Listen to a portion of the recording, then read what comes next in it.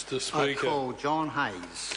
Mr. Speaker, I've got to say that that was an absolutely, well, the first part of that speech was absolutely outrageous from a member in the twilight of his career whose future is always back there in the past. And if he speaks, I always remember my father who was overseas in the Second World War, and he read the biography of Field Marshal Montgomery, and I think there are about 55 eyes on every page, and I look forward to reading that sort of biography from the last speaker, because we can see it coming if we study his Hansard in this House.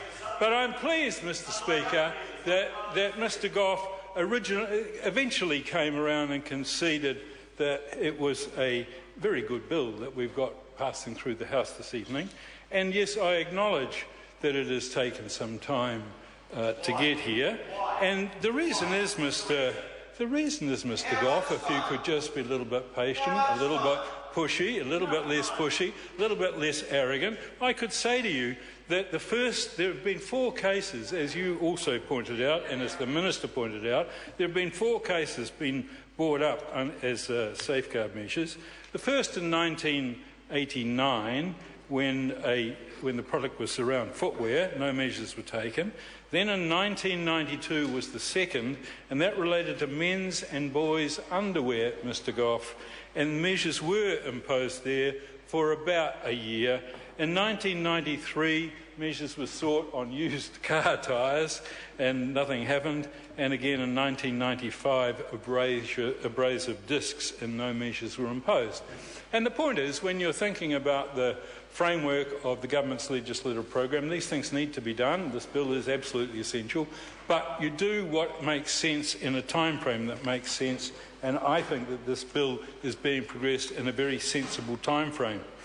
Mr. Speaker, it's going to have an impact on companies in my electorate, like Harvest Electronics in Masterton, or if I go a bit further north to Metalcraft, manufacturing products, people manufacturing products in New Zealand that could find themselves with a business set up, with trade underway, with a whole manufacturing set up, people employed, and suddenly a deluge of very low-priced competitive products that completely disrupts their business. In those circumstances, this bill would enable them to very sensibly buy time for a period to deal with whatever the threat coming from overseas was.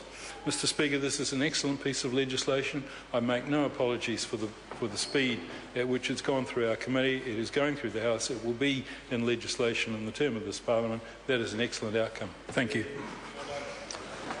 I call Reno Cherokee. It will be. Kia ora, Mr. Speaker. I'm pleased to